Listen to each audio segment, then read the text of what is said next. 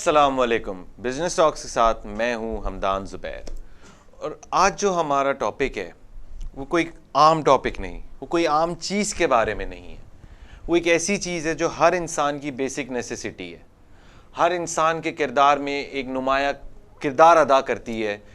उस एक चीज़ की वजह से आपकी प्रेजेंटेशन भी बहुत सी चीज़ों में अफेक्ट करती है। और अगर हम उसको दूसरे पहलू में देखें, बिज़नेस के पहलू में देखें, तो बहुत से ऐसे बिजनेसमैन हैं जो इस चीज़ को लेकर बहुत आगे बढ़े और अपना बहुत नाम बनाया, बिजनेस टाइकून्स तक बने।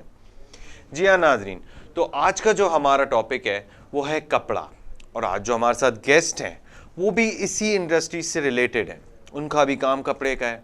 तो आज जो हमारे साथ मौजूद हैं वो हैं Kiyan Ilyas, owner of Shark Clothing. अस्सलाम वालेकुम। वालेकुम अस्सलाम।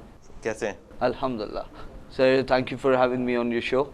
मेमन न्यूज़ का बहुत शुक्रिया कि हम जैसे न्यू एंटरप्रेन्योर्स को मौका दिया जा रहा है यहाँ अपना जो भी है चैनल अप्रिसिएशन वगैरह के लिए आपको बताने के लिए। कियान भाई, कैसे आप कपड़े की इंडस्ट्री में, किस तरह आपके दिमाग में आया कि मैं क्या काम करूं? आजकल आपको पता है हालात ऐसे हैं कि हर इंसान के पास इतनी बड़ी इन्वेस्टमेंट नहीं है काम करने के लिए। तो आप क्या माइंड में था, बस के बिजनेस करना है, क्या बिजनेस करना है, किस तरह था? प्लीज़ हमारे व्यूअर्स को बताएं। शार्क क्लोथिंग बेसिकली एक east India traditional wear brand है क्लोथिंग का। इसमें शलवार कमीज़ मेंस वेयर है, shalwar kameez, prince coat, waistcoats, suit and sherwani वगैरह। तो ये कोई मुख्तलिफ चीज़ नहीं है या ऐसी चीज़ नहीं है, तो पिछले सेंचुरीज से होती हुई आ रही है। बिल्कुल। बिजनेस जब भी आप शुरू करते हैं तो वो किसी क्राइटेरिया की वजह से होता है, वेदर इट्स इनोवेशन और इट्स प्रॉब्लम सॉल्विंग। हमारा ज़्यादातर फोकस प्रॉब्लम सॉल्विंग की तरफ था। फिजिबिलिटी होनी चाहिए बस बिजनेस में। बिल्कुल। अब हमारा मेन क्राइटेरिया ये था कि लोग अपने जो क्लोथिंग है वो कस्टमाइज साइज़ पे पहने। उनको ये इशू ना हो कि जब रेडीमेड आप प्रोडक्ट्स लेते हैं तो कभी उनके साइजेस बिल्कुल आप पे एक्यूरेट नहीं होते। कभी किसी की लेंथ भरी होती है, स्लीव्स की लेंथ भरी होती है, आपके वो साइज़ पे पूरे नहीं होते। जी बिल्कुल, ये तो एक बहुत अहम मसला है इस वक्त हमारी जनरेशन का। बिल्कुल, ये तो कुछ ज़्यादा ही हमारी जनरेशन इस चीज़ को ज़्यादा फील करती है बनस्बत कि अगर हम देखें हमारे जो पेरेंट्स हैं, जो वालिद साहब हैं या दादा वगैरह को देखें, तो उनको इतना प्रॉब्लम नहीं होता रेडीमेड पहनने में। बिल्कुल। और जाके हम अगर जाएँ, चाहे किसी भी ब्रांड को ले लें, इसमें मैं किसी का वो कोई डिफेम नहीं करना चाह रहा, या आप किसी भी ब्रांड को ले लें, जुनैद जमशेद को ले लें, खादी को ले लें, किसी को भी ले लें, अगर आप रेडीमेड, हम जैसे लोग, हमारी जो जनरेशन है, हमारा जो एज ग्रुप है बिटवीन 18 टू आई गेस 25-30, हम अगर रेडीमेड लेने के लिए जाते हैं तो अक्सर मैंने ऐसा देखा है, मेरा पर्सनल एक्सपीरियंस भी यही रहा है कि आपको ऑल्टर कराना पड़ता है। बिल्कुल करवा। और इन दी एंड आप कितने भी बड़े ब्रांड से ले लो, आप चाहे कितना भी महंगा ले लो, आप ऑल्टर करा लोगे वो फिटिंग नहीं आएगी। तो उसको अवॉइड करना है, वो हमारा यही पहले से एक एम था कि इस चीज़ को अवॉइड करेंगे। तो इसलिए हम डोर टू डोर आपके पास सर्विस ये भी देते हैं कि हम आपके मेजरमेंट्स वगैरह लेते हैं, आपको वहीं फैब्रिक दिखाते हैं। बिलफ्रेज आपने ऑर्डर करना है, आपने मुझे अपने घर पे बुलाया, आप भले ऑफिस के बाद 8 o'clock फ्री होते हैं, मैं वहाँ जाके आपके मेजरमेंट्स ले लूँगा, मैं अपने टेलर को साथ ले आऊँगा और काफी फीजिबल भी है। जी काफ़ी फीजिबल है। डोर टू डोर सर्विस भी दे देते हैं। बाकी हमारा ऑफिस भी लोकेटेड है, वहाँ भी अक्सर हमारे कहाँ पर है आपका ऑफिस, ताकि अगर किसी को आना हो, ऑब्वियसली इस प्रोग्राम को लोग देखेंगे तो उनको भी होगा कि भाई हम भी अगर किसी अच्छी जगह जाएं, ताकि हमारा भी एक मेड टू फिट अगर आपको चीज़ मिलती है तो उसको पहनने का क्लास अलग होता है। और ऑनलाइन जो हमारे बेसिक है काम, तो हमारा सारा ऑनलाइन बेस ज़्यादा है। तो हमारा ऑफिस डॉल्मेन सेंटर में लोकेटेड है, वहाँ आप आ सकते हैं। आप हमें ऑनलाइन सर्विस फेसबुक पे शार्क या इंस्टाग्राम पे शार्क क्लोथिंग के नाम से है, आप वहाँ हमें कांटेक्ट कर सकते हैं। ऑलराइट। स्टार्ट कैसे हुआ? ऑनलाइन स्टार्ट हुआ या फिजिकल ऑफिस से आपने स्टार्ट किया, कोई बुटीक के थ्रू स्टार्ट किया या किस तरह से? नहीं, आपको जैसे मैं बताऊं, हमने बहुत मिनिमल इन्वेस्टमेंट से काम शुरू किया था। जी हाँ, ये एक हमारा बड़ा अहम सवाल है, इस प्रोग्राम का ही बिल्कुल अहम सवाल है जो मैं करता चलूँ, क्योंकि हमारी जो बात चल रही है वो आई गेस इसी से स्टार्ट होगी। तो सर कितनी इन्वेस्टमेंट से, क्योंकि आजकल जैसे मैंने स्टार्ट में बताया इंट्रोडक्शन में कि हर किसी के पास इतनी अमाउंट मौजूद नहीं है इस वक्त बड़ा बिजनेस करने के लिए, तो अगर आप छोटी इन्वेस्टमेंट से चलें तो कियान भाई कितनी इन्वेस्टमेंट से काम शुरू किया, किस तरह शुरू किया, क्या हर्डल्स थी, फाउंडेशन स्टेज क्या था आपका, बिल्कुल हमारे व्यूअर्स को बताते चलें। सर हमने अपना काम शुरू किया 5,000 पर पर्सन से, मेरे साथ मेरा एक पार्टनर भी अच्छा, है। आप लोग दो पार्टनर? 2 partner sir. 5,000 मतलब 10,000 से आपने काम शुरू कर हमने दिया? काम शुरू किया। हमने नॉर्मल प्रोडक्ट्स बनाए, उनकी फोटोग्राफी की और वो ऑनलाइन स्टार्ट किया। जबरदस्त। बाकी हमने हमारे फ्रेंड्स एंड फैमिली, आपको पता है हमेशा सपोर्टिव तो होते हैं। ठीक है, बिल्कुल। तो उन्होंने भी हमें ऑर्डर्स दिए and we proceeded like that. उस वक्त ना हमारे कोई फिजिकल एग्जिस्टेंस थी, अच्छा, कोई ऑफिस नहीं, कुछ नहीं, सिर्फ बस एक फोन पे चल रहा था सारा सिर्फ काम फोन आपका। और सिर्फ फेसबुक पेज, क्योंकि बैक इन 2016 इंस्टाग्राम और हाँ वेबसाइट्स वगैरह इतना वहाँ डिजिटल मार्केटिंग इतनी famous नहीं थी। डिजिटल मार्केटिंग इतनी फेमस नहीं थी, तो वो व्हाट्सएप पर एक नया आइडिया था और नया एक तरीका था और काम एक करने सबको पता था कि ये it's a step towards growth, digitalisation is a step towards growth. और हमें पता था 2015-16 से ये चीज़ काफ़ी क्लियर होना शुरू हो गई थी कि जो आने वाला वक्त है वो आईटी का है। बिल्कुल और बिल्कुल। वो आप मतलब जैसे बड़े बड़े मैंने देखे सेठियों का जो है हमारा एक माइंडसेट है, they don't believe in marketing, they don't believe in digitalisation. वो कहते हैं बस जबान पे काम होगा, जैसे हमारे मेमनों में बोलता है बा आवाज इस्तेमाल बिकी विन्नो। जबान पे आज भी काम होता है और वो होता रहेगा, उसको हम एलिमिनेट नहीं कर सकते, पर इसमें वैल्यू ऐड हो जाती है अगर आप डिजिटलाइजेशन की तरफ Exactly. गए। हम डिजिटलाइजेशन की तरफ गए आज से 4 साल पहले सोच के, तो हमने एक विजन क्रिएट किया और उसको हमने फॉलो किया। जो कि आज काफी आप लोगों को देखने को मिला होगा कि आप लोगों ने प्रॉफिट भी किया है इस चीज ने और काफी मैक्सिमाइज किया है डिजिटलाइजेशन ने हमारी इंडस्ट्री को। बिल्कुल, डिजिटलाइजेशन की हद यहाँ तक जाती है कि हमने यूएस में भी अपने प्रोडक्ट्स भेजे हैं। जबरदस्त। वहाँ हमने ह्यूस्टन में, हमारा हर साल रमज़ान में एग्जीबिशन भी होता है और उसके अलावा थ्रू आउट द ईयर हमारे वहाँ ऑर्डर्स भी जाते हैं। अब वो सिर्फ फेसबुक के थ्रू ही हो सकता था, क्योंकि उसमें आप इवेंचुअली हर चैनल टारगेट कर सकते हैं। बिल्कुल। तो वो काफ़ी हमारे लिए एक और प्लस पॉइंट है, वैल्यू ऐड आप अपने प्रोडक्ट में करते रहते हैं। हमने शलवार कमीज से शुरू किया था, फिर हम वेस्ट कोट्स पर आए, फिर हम प्रिंस कोट, ट्रेडिशन आया एक टाइम पे, आपको पता होगा 2017 में। वापस आए हैं प्रिंस कोट। और ऐसा मतलब ये सिर्फ आई डोंट थिंक कि मैं नोटिस कर रहा हूँ, ये शायद और भी लोग हमारे जो सराउंडिंग में वो नोटिस करें कि जो पुराना फैशन था वापस आया है। आपको याद होगा पजामे ऑब्सोलीट हो चुके थे। बिल्कुल बिल्कुल खत्म हो गए। बैक इन 2018 हमने तो खैर 17 में पजामे लॉन्च कर दिए थे, विच वर फिटेड पजामे। फिटेड पजामे थे, तो वो हमें उसकी वजह से एक यूएसपी हमारा क्रिएट हो गया। इवेंचुअली हमने कुछ प्लान नहीं किया था कि हम पजामों पे ज़्यादा फोकस करेंगे, लेकिन एक वापस आप लोगों ने उसको निकाला पजामों को और फिर अपने सर्कल में वो इवेंचुअली आपको अब देखा जाएगा कि आप जितने भी ब्रांड्स आप खोलते हैं, हमने बैक इन 2017 या 18 हमने ये स्टार्ट किया था और आज सारे ब्रांड्स पजामों पे बहुत फोकस। वो बहुत ज़्यादा हो गया और आजकल बहुत चल भी रहे हैं। अगर आप डिफरेंट फैशन शोज वगैरह में भी देखें तो अब लोग शलवार इतना प्रमोट नहीं कर रहे हैं, क्योंकि इट्स सम आप कह सकते हो कि थोड़ा सा ओल्ड फैशन हो गया।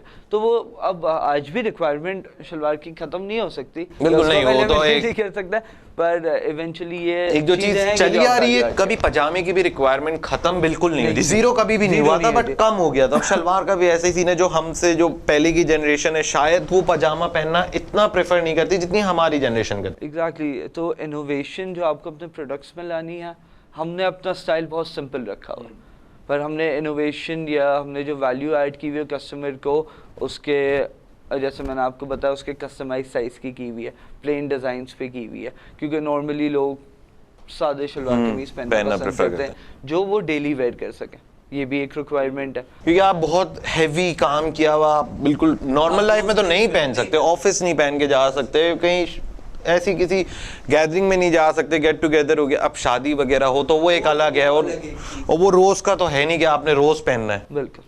तो और बाकी जो जैसा आप मुझसे जिक्र कर रहे थे कि क्या इश्यूज फेस आए, मैंने आपको फाइनेंस की तो आपको बताया कि इन्वेस्टमेंट हमारी बहुत मिनिमल थी, तो उस वजह से फाइनेंस का तो एक पार्ट था जो हमें बहुत रिस्ट्रिक्ट किया उसने काफ़ी टाइम तक। क्योंकि हर बिजनेस में बहुत ज़रूरी है फाइनेंस, तो बहुत ज़्यादा ज़रूरी। बिजनेस में हमने जो नोटिस किया, मैंने और मेरे पार्टनर ने, और थ्रू आउट हमारे साथ काफ़ी ऑनलाइन ब्रांड स्टार्ट हुए थे, उन्होंने मार्केट में सस्टेन नहीं किया।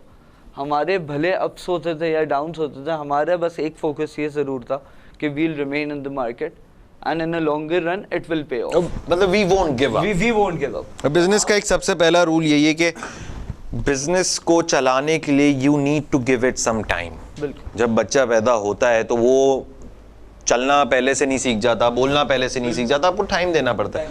तो आपको अपने बिजनेस को भी इसी तरीके से टाइम देना पड़ता है। अब आप बोलोगे मैंने अभी स्टार्ट किया और मेरा 6 महीने में प्रॉफिट हो जाए, कभी भी नहीं हो सकता। 6 महीने क्या 6 साल भी लग सकते हैं आपको, बस आपको रुकना है उस फील्ड में। अगर आपको प्रॉफिट मिल गया तो वो इन लॉन्गर रन नहीं चलेगा, लॉन्गर रन नहीं चलेगा। एक बिल्कुल चीज होती है जो आप एक विजन क्रिएट करते हैं कि नेक्स्ट 5 इयर्स में मैं क्या हूँ। बिजनेस शॉर्ट टर्म्स ही होता है, इन्वेस्टमेंट अपॉर्चुनिटीज भी आती हैं, पर इन लॉन्गर रन वही बिजनेस सक्सेसफुल होता है जो पहले दिन से अपने प्रोडक्ट पे फोकस करे।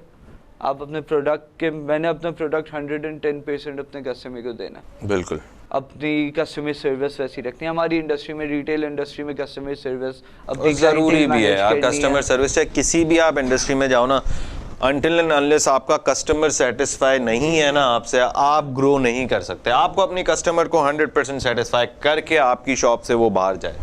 इवेंचुअली आज भी हम मिस्टेक्स करते हैं, क्योंकि हर किसी के साथ है। Mistakes are a part of it, lesson आप सीखते ही हैं हर रोज। Obviously we are human, we are made to make mistakes. और हमारा कस्टमाइज जहाँ तक फोकस है तो उसमें मिस्टेक्स के चांसेस बढ़ जाते हैं, क्योंकि हर बंदे की अपनी स्पेसिफिक रिक्वायरमेंट होती है। पर उस मिस्टेक को सॉल्व करना और एंड में कस्टमर को आपने सेटिस्फाइड घर भेजना with the product is the most important. क्योंकि जब वो एंड आपका प्रोडक्ट यूज करे तो वो सेटिस्फाई हो बस। अगर जैसे बिलफर्ज उसने शादी के लिए ऑर्डर दिया है, वो पहले आ रहा है आपके पास, ट्रायल ले रहा है, नहीं बन रहा, कोई प्रॉब्लम नहीं है, आप उसको सही कर दोगे। लेकिन जब उसने जिस रात वो शादी में पहनना है वो उस वक्त वो फिट होना चाहिए, उस वक्त परफेक्ट होना चाहिए, उस वक्त कोई कॉम्प्रोमाइज ना कस्टमर करेगा। ऑब्वियसली वो पैसे खर्च करेगा तो वो क्यों अपनी चीज पे कॉम्प्रोमाइज करेगा? बिल्कुल कोई नहीं करेगा। ज्ञान भाई, जैसे कि हमारे जो आजकल जो यंगस्टर्स का जो दिमाग है कि बस नहीं लेनी डिग्री, नहीं पढ़ना यार, पैसा कमाएंगे हो जाएगा सब, तो कैसे डिफर करता है एक एजुकेटेड पर्सन और एक अनएजुकेटेड पर्सन बिजनेस एनवायरनमेंट में? किस तरह से वो डिफरेंस पैदा होता है? एक एजुकेटेड पर्सन जो बिजनेस करेगा, same business that you are doing, and an uneducated person if he does the business that you are doing, what's gonna be the difference? Sir firstly business पे बहुत depend करता है, and जो first चीज़ मैं point out करना चाहूँ, education is basically शहूर। बिल्कुल सही। और बाकी सारी चीज़ें आपकी लर्निंग एबिलिटीज़ उससे ज़रूर इन्हांस होती हैं, पर जैसे हमारे काम के लिए एजुकेशन, जैसे मैं आपको अपने पार्टनर का बता रहा था, वो कंप्यूटर साइंस उन्होंने पढ़ा हुआ है, उनको SEOs वगैरह हर चीज़ में काम आता है। मतलब मार्केटिंग में आपको काफ़ी हेल्प हो जाती है। मुझे मार्केटिंग में हेल्प हो जाती है, पर ऑन फील्ड आज भी अनएजुकेटेड और एजुकेटेड में फ़र्क, अनएजुकेटेड को ज़्यादा बेनिफिट मिलेगा, क्योंकि आप जब ऑन फील्ड आते हैं तो जो आपको स्ट्रीट स्मार्ट जैसे हम कहते हैं, बिल्कुल, आप ज़्यादा स्ट्रीट स्मार्ट उस वक्त ही होते हैं जब आप प्रैक्टिकल लाइफ में एंटर होते हैं, आप प्रैक्टिकली काम को देखते हैं। आप ऑन फील्ड जब उतरते हैं तो उसका एक अलग बेनिफिट है, जो एजुकेटेड लोग भी हैं और एजुकेशन पे ज़्यादा फोकस है, दैट इज़ वेरी गुड। क्योंकि हमारी हेल्प करेगा। कम्युनिटी में भी काफी ऐसे सक्सेसफुल बिजनेसमैन हैं जिन्होंने डिग्री नहीं हासिल की, बट उन्होंने इतना नाम बना लिया है कि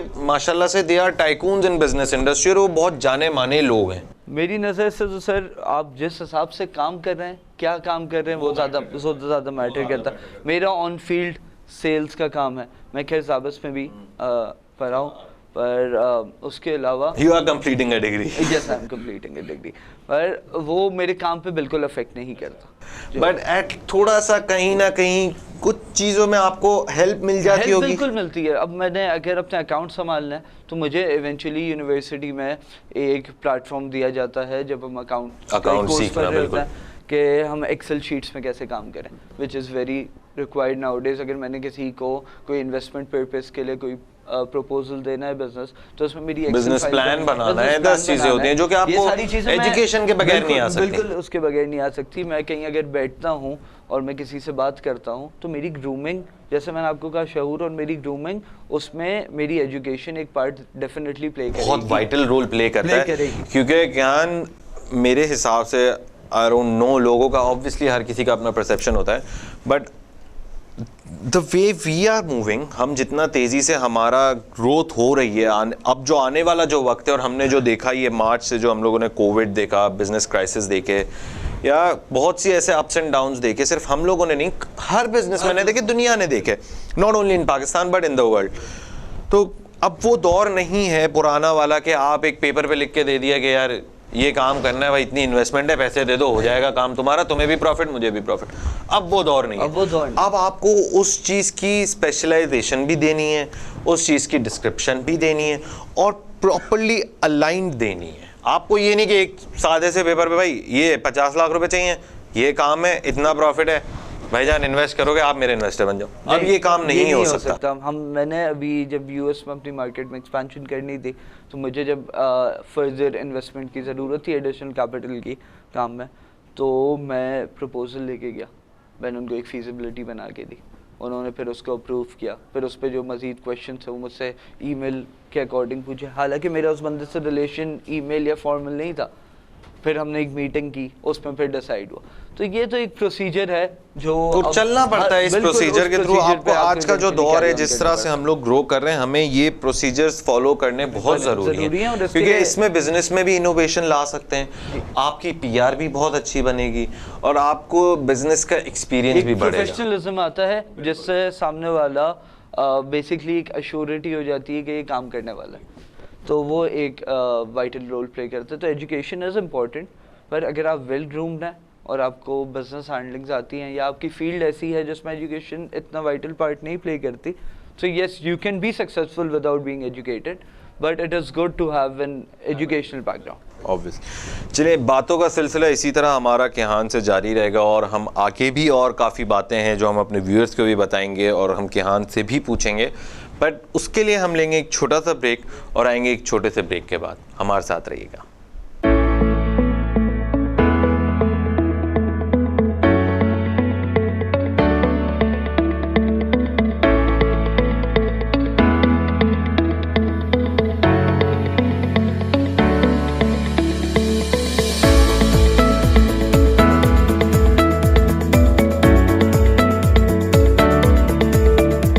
welcome back to Business talks.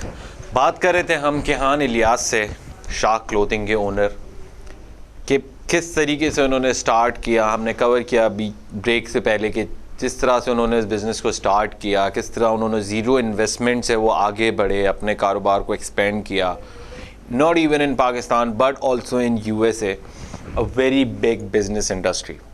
तो इसमें इनको क्या क्या मुश्किलात पेश आई, हर चीज़ से हमें आगाही दी किहान इलियास ने। अब हम आगे चलते हैं। किहान भाई, आप मुझे बताएं कि सेठिया कल्चर जो है वो किस तरीके से ऑफिशियल बिजनेस एनवायरनमेंट को अफेक्ट कर रहा है हमारे पाकिस्तान में, क्योंकि पाकिस्तान में सेठिया कल्चर ज़्यादा है। अगर हम दुनिया से कंपेयर करें तो वहाँ पे जो है ना, बिल्कुल आप एक अगर छोटे से छोटा बिजनेस चला रहे हो या बड़े से बड़ा बिजनेस चला रहे हो, तो वो एक प्रोफेशनलिज्म जो है ना हर बिज़नेस का पार्ट है। बट अगर हम पाकिस्तान को देखें और ख़ास तौर पे अगर हम कराची को देखें, तो कहीं ना कहीं हम प्रोफेशनलिज्म में लैक नहीं करते। प्रोफेशनलिज्म में लैक एक हद तक करते हैं, उस बात से तो कोई उसमें कोई डाउट नहीं है, डाउट बिल्कुल नहीं है इसमें। पर मैंने जहाँ तक नोटिस किया है कि सेठिया कल्चर इसलिए हमारे यहाँ ज़्यादा है क्योंकि ग्रास रूट्स है। जब इंसान अपनी कंपनी स्टार्ट करता है तो जितने भी हमारे यहाँ टाइकून्स हैं उन्होंने फ्रॉम स्क्रैच स्टार्ट किया। उनका जो एक्सपीरियंस है उन्होंने थ्रू आउट खुद डिसीजन लिया है विदाउट एम्प्लॉयज़। काफ़ी लोगों ने तो विदाउट एम्प्लॉयज़ काम किया, जीरो एम्प्लॉयमेंट से काम किया है। बिल्कुल वो वन मैन शो थे वो स्टार्टिंग में। तो अक्सर जगह होता है कि वो एक चीज़ जो डिसीजन मेकिंग पावर होती है वो उसको ट्रांसफ़र नहीं कर सकते, डेलीगेशन नहीं दे सकते। उसमें उनका एक हद तक कसूर नहीं है, पर लोग ऐसा एडजस्ट कर रहे हैं। काफ़ी कंपनीज़ हैं जो कॉर्पोरेट अपने आप को कॉर्पोरेट कल्चर में भी चेंज कर रहे हैं, तो वो तो एक अच्छी प्रोग्रेस की तरफ जा रही है ये बात। बाकी Sethia culture does affect business because जब अगर आप किसी सेठिया कल्चर में एज एन एम्प्लॉय काम कर रहे हैं तो आपके पास डिसीजन मेकिंग पावर नहीं है, आपके पास वो अथॉरिटी ही नहीं है, तो इवेंचुअली वो एक डिमोटिवेशनल थोड़ा सा अगर हम देखें, जैसे पढ़ा भी हैं हम लोगों ने, अगर हम लोगों के बैकग्राउंड्स माशाल्लाह से OA लेवल्स के बैकग्राउंड्स रहे हैं, तो उसमें हम लोगों ने काफ़ी हद तक ये चीज़ पढ़ी है कि autocratic leadership is the most demotivational type of leadership for the employees, क्योंकि आपके पास डिसीजन पावर ही नहीं है। इन दी एंड अगर हम चाहे आप कितना भी बड़ा बिजनेस ओन कर लो, आप हम कितने भी बड़े टाइकून्स बन जाएं, इन दी एंड अगर वो बिज़नेस चल रहा है तो वो आपके नीचे एम्प्लॉय से ही चल रहा है। और एम्प्लॉय के दिमाग में भी एक चीज़ होती है कि यार इन दी एंड काम मैं कर रहा हूँ, सही है, मेरा सेठ तो बैठा हुआ है अपने ऑफिस में डिज़र्व करता है, बिल्कुल बैठना सेट ऑफिस में डिज़र्व करता है, क्योंकि उसकी इन्वेस्टमेंट लगी हुई है। स्टार्टअप में वो अकेला खड़ा था तो अब वो डिज़र्व करता है। बट अगर एम्प्लॉय के पॉइंट ऑफ व्यू से हम देखें, एम्प्लॉय की मेंटालिटी से देखें, तो उसको कुछ हद तक मोटिवेट करने के लिए डिसीजन पावर एम्प्लॉय को देनी जरूरी है, थोड़ी बहुत होनी चाहिए। क्योंकि आप एक अच्छे एजुकेशन बैकग्राउंड से आते हो, आप फिर जब एक एज है, एक अगर आप 22-24 ईयर्स हो, तो जब तक आप डिसीजन नहीं लेते, जब तक आप गलती नहीं करते, तो आप सीखते नहीं हो। बिल्कुल। तो वो गलती करना उस वक्त ही होगी जब आपके एंड पे डिसीजन। क्योंकि एक ये भी होता है ना कि यार मैं आगे कैसे बढ़ूंगा, मुझे कंपनी में ग्रोथ कैसे मिलेगी अगर मैं डिसीजन ही नहीं लूंगा। अच्छा, अगर मेरे से मतलब मुझे जो काम दे दिया गया कि भाई बिल फर्ज अगर के बस मुझे ये करना है, आपका ये काम है, आपने ये करना है, आपने इस बाउंड्री से आगे नहीं निकलना, तो वो थोड़ा सा एक एम्प्लॉय महदूद हो जाता है कि यार मैं तो एक बाउंड्री लाइन के अंदर काम कर रहा हूँ। और बहुत से ऐसे लोग होते हैं जिनको ये पसंद भी होता है, जो एक रिस्ट्रिक्ट हो जाता है कि भाई मुझे आप ये काम दे दो, मैं ये काम करूँगा, मैं इससे आगे नहीं बढ़ूँगा। लेकिन कुछ लोग ऐसे होते हैं जिनको आगे बढ़ने का शौक होता है और लोग इसी तरह रिकग्नाइजेशन भी जरूरी है। वैसे सेठिया कल्चर में रिकग्नाइज नहीं करते आपको, बिल्कुल आपको मिलती है और आपको पुश भी नहीं करते, तो वो ज़रूरी है। पर सेठिया कल्चर अक्सर जगह काम भी आता है। जैसे कि कुछ डिसीजंस होते हैं जो मैं पर्सनली, जैसे मेरा काम है, मैं कभी भी अपने किसी एम्प्लॉय को ये नहीं बोलूँगा कि फैब्रिक कपड़ा खरीद कर आए। मैं जो भी कपड़ा होगा वो मेरे हाथ से ही, ये चीज़ तो ज़रूरी भी बहुत खरीदा जाएगा। इंडियन बहुत ज़रूरी चीज़ है, क्योंकि परचेजिंग आपको अपने हाथ में रखो। अकाउंट्स भले आप चाहे कितना भी बड़ा क्वालिफाइड अकाउंटेंट हायर कर लो, इन दी एंड चेक आप करो, नीचे साइन आप करो, क्योंकि आपको नहीं पता कि एम्प्लॉय क्या करना चाह रहे हैं। क्योंकि देखो, इंसान की नीयत का तो किसी को नहीं पता होता, किसकी नीयत कब पसड़ जाए, कब उस पैसा दे के। पैसा ऐसी चीज़ है जो भाई भाई को नहीं छोड़ते भाई पैसे में नहीं। और ट्रस्ट तो है, चलें आप कहते हैं आपको एम्प्लॉय पे ट्रस्ट है, पर जो हमारे काम है उसमें जो मटेरियल है या जो परचेजिंग है वो इसलिए भी ज़रूरी है कि हम highly focus on our product है। प्रोडक्ट जब तक अच्छा नहीं होगा, अच्छी होगी ना। अगर आपका जैसे आपका जो काम है, अगर हम कपड़े के हवाले से देखें, शलवार कमीज, तो अगर फैब्रिक अच्छा होगा ना, अगर वो फैब्रिक पहनने में कंफर्टेबल है, तो फिर आपका काम ऑटोमेटिकली आप सरवाइव कर गए हो मार्केट में।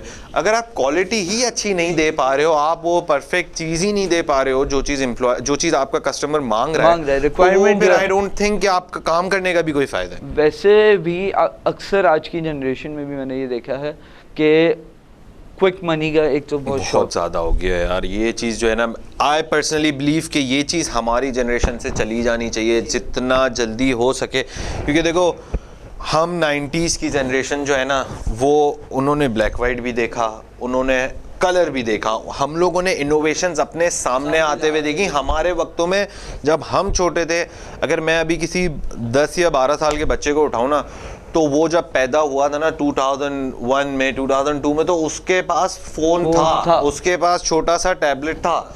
हम जब पैदा हुए थे हमारे पास नहीं था। हमने देखा इस चीज़ को आते हुए, हमने इस चीज़ को बढ़ते हुए देखा कि किस तरीके से डिजिटलाइजेशन, किस तरीके से इनोवेशंस आपकी इंडस्ट्री को ग्रो करने में हेल्प कर रही हैं। तो अब जो आने वाली जो नस्ल है, वो तो भाई, वो तो समझो, मेरे ख्याल से कहना ये गलत नहीं होगा कि वो तो पैदा ही फेसबुक पे हो रही है भाई वो पैदा ही फेसबुक, स्नैपचैट, इंस्टाग्राम पे हो रही है। सोशल मीडिया इज़ नेसेसरी, पर जो आजकल एक प्रोडक्ट से ज़्यादा आप मार्केटिंग पे फोकस करते हैं, इवेंचुअली अगर आपका प्रोडक्ट अच्छा नहीं है तो you can not sustain in the market. You can never sustain in market. एक प्रोडक्शन का एक फ्लो होता है, जिसमें आपने एलिमिनेट करने होते हैं जितने भी फ्लॉज हैं। बिल्कुल। जो प्रोडक्शन का ये फ्लो है, इसको सही करना और इसको आप समझे ऐसा ऑटोमेटेड करना कि एंड रिजल्ट बिल्कुल परफेक्ट हो, ये सबसे ज़्यादा ज़रूरी है। तो प्रोडक्ट पे फोकस इन दी एंड आजकल मैंने नॉर्मली देखा है कि डिजिटल मार्केटिंग की तरफ बहुत फोकस है, सेलिंग पे ज़्यादा फोकस है। आपको इवेंचुअली अपना प्रोडक्ट ऐसा रखना है और उस पर इतना फोकस करना है कि आप उसको कभी भी मार्केट में लेकर आए तो आगे बढ़े। आपके प्रोडक्ट की वजह से आपके पास नॉलेज होनी चाहिए, आपकी कंपनी की लोगों को नो हाउ होनी चाहिए कि यार इसका काम अच्छा है। अब आप देखें, आज से 3 से 4 साल पहले दराज पे इतने प्रोडक्ट्स हैं, कितनी कंपनीज बंद होगी क्योंकि वो फॉल्स चीज़ आगे बेच, और ऑनलाइन पे लोग थोड़ा सा कम, इस वजह से हेजिटेट करते हैं। अगर वही चीज़ दराज अपने एंड पे एलिमिनेट कर देता कि पहले प्रोडक्ट या कंपनी चेक करता। चेक होती है, हर चीज़ प्रॉपर चेकिंग से होती है, प्रॉपर चैनल के थ्रू होती है, क्योंकि देखें तो ऑनलाइन हर इतना business डिफेम में नहीं होता आज। बहुत ज़रूरी है कि quality management is the key to success. अगर जैसे हमने दराज की बात की, अगर ऑनलाइन का परसेप्शन अगर पाकिस्तान में ख़राब हुआ है तो वो शायद कुछ हद तक इन्हीं चीज़ों की वजह से हुआ है। नॉट ओनली दराज बट और भी डिफरेंट ऐसी साइट्स थे नॉर्मल ऑनलाइन कि अगर आप कंपेयर करें ना, हम अगर पाकिस्तान को वर्ल्ड से, तो दुनिया में ऑनलाइन शॉपिंग का रुझान है, फिजिकल में नहीं है इतना दुनिया में जितना ऑनलाइन पे है। अगर हम अमेज़ॉन, हमारे पास सबसे अच्छी मिसाल है आपने जो दी। कोविड के बाद तो एक बूम ही कोविड अलग के आया। बीच में, कोविड के बाद तो चले एक तो ट्रस्ट बन ही हाँ, गया कोविड के दौरान। लेकिन कोविड जब स्टार्ट हुआ ना और जो लोगों ने ऑनलाइन परचेजिंग शुरू की तो लोगों का ट्रस्ट गेन होना शुरू हुआ है।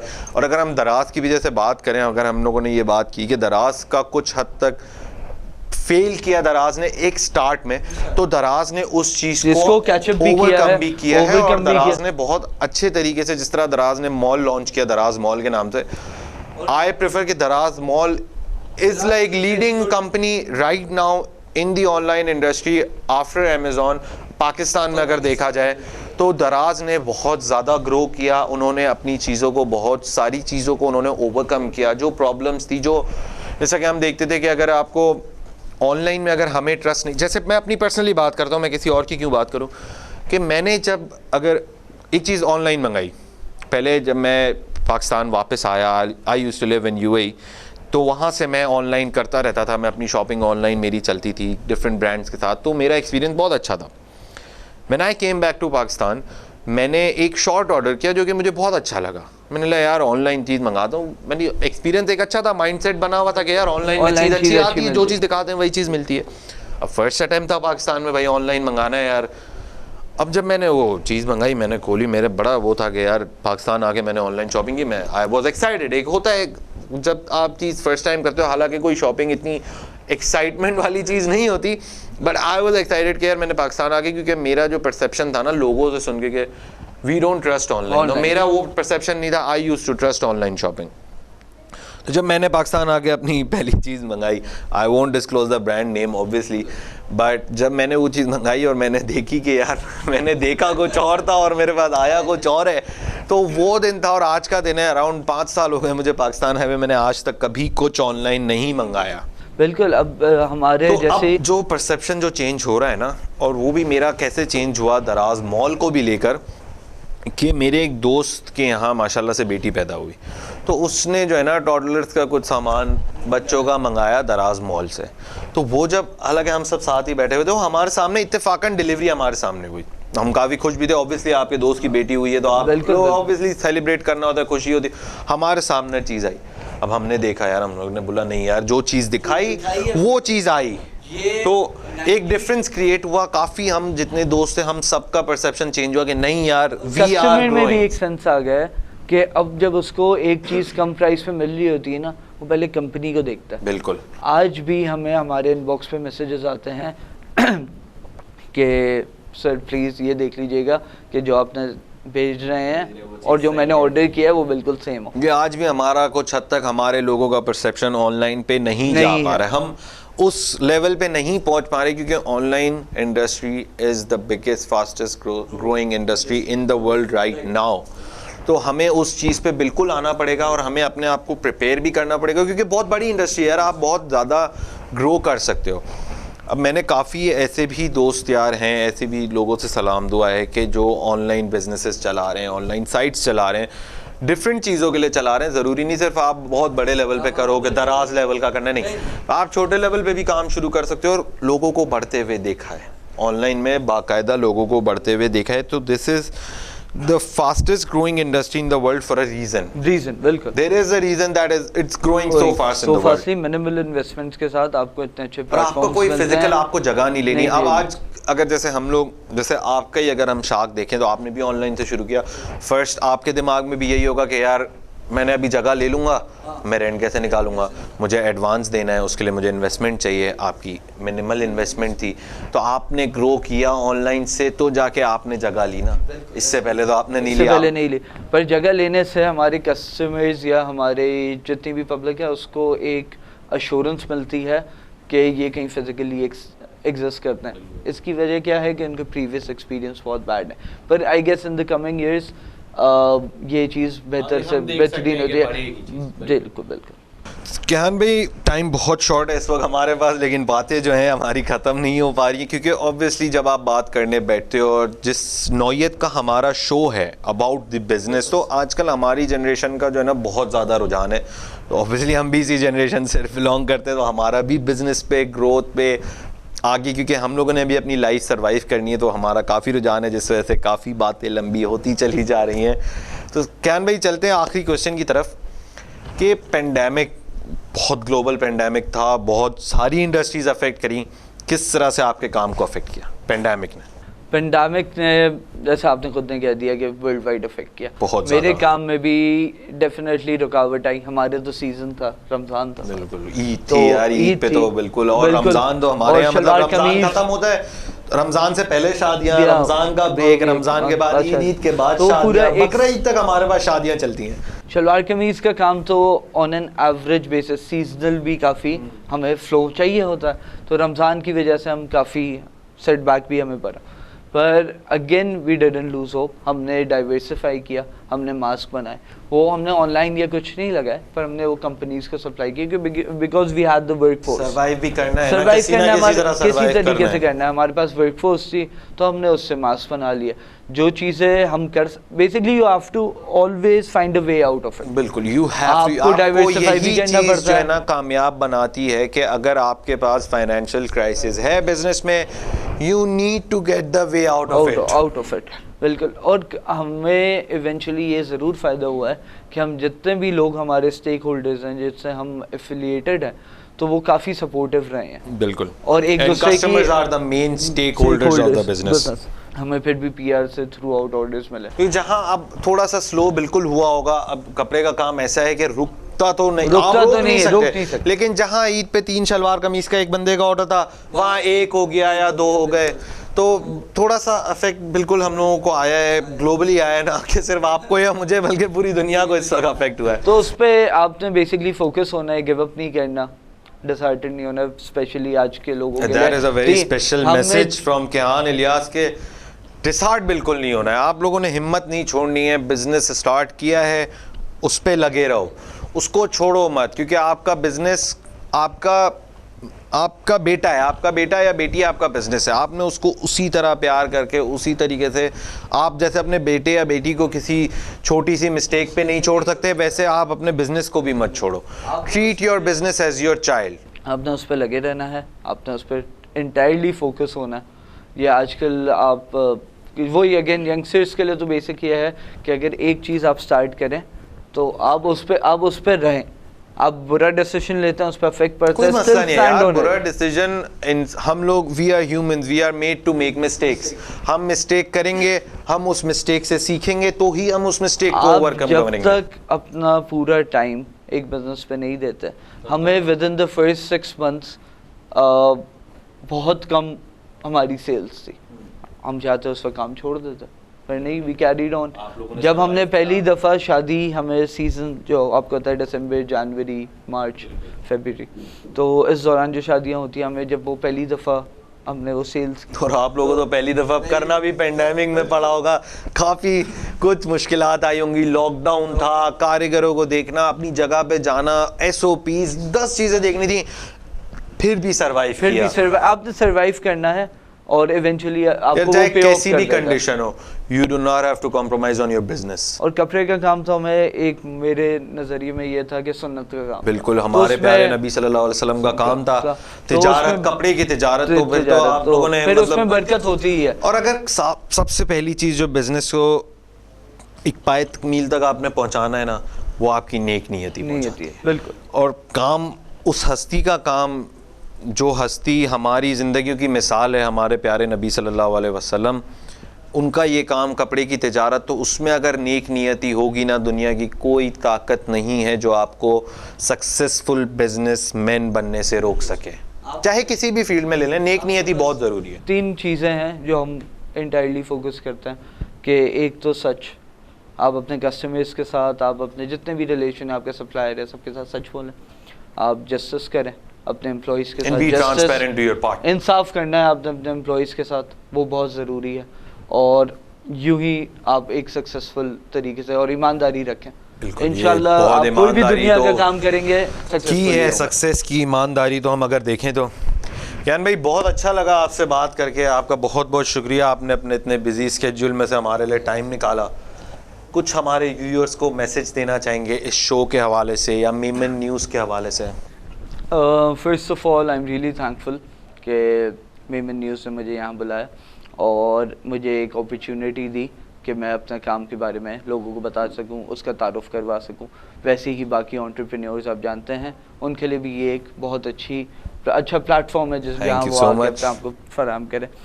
और बाकी फरीद बलवानी साहब का, जो मेमन न्यूज़ के CEO हैं, उनके बहुत ग्रेट इनिशिएटिव्स रहे हैं मेमन कम्युनिटी के लिए, तो उनका बहुत अच्छा काम रहा है। और आपका बहुत शुक्रगुजार, आपने मुझे यहाँ बुलाया, it was a pleasure. Thank you so much Kiyan भाई for such kind words about my show and Memon News. बहुत कुछ सीखने को मिला कियान भाई से, बहुत सी चीज़ें बताई हमें कि किस तरीके से पेंडेमिक में सरवाइव करना है, क्योंकि आने वाला जो वक्त है वो हम लोगों के लिए बहुत बहुत ज़्यादा जो है ना, बहुत इम्तिहानात हैं हमारे लिए आगे आने वाले वक्तों में, ख़ास तौर पे बिज़नेस कम्युनिटी के लिए, क्योंकि अब वापस पेंडेमिक के बाद हम लोग फील्ड में आए हैं, फील्ड स्टार्ट करनी है, बिज़नेस को वापस से स्टार्ट करना है, क्योंकि पिछला 8 महीने हमारा ब्रेक आ गया, ख़त्म, वापस हम लोगों ने बैक ऑन ट्रैक आना है। तो उससे काफ़ी कुछ सीखने को मिला और आगे भी इंशाल्लाह आप लोगों को इसी तरह अलग अलग यंगस्टर्स से, अलग अलग बिज़नेस ओनर्स से मिलवाते रहेंगे और उनसे उनके बिज़नेस के बारे में जानते रहेंगे। जानने के लिए ज़रूर देखते रहिए बिज़नेस टॉक्स एंड हमारे चैनल को लाइक कीजिए, सब्सक्राइब कीजिए। Thank you so much.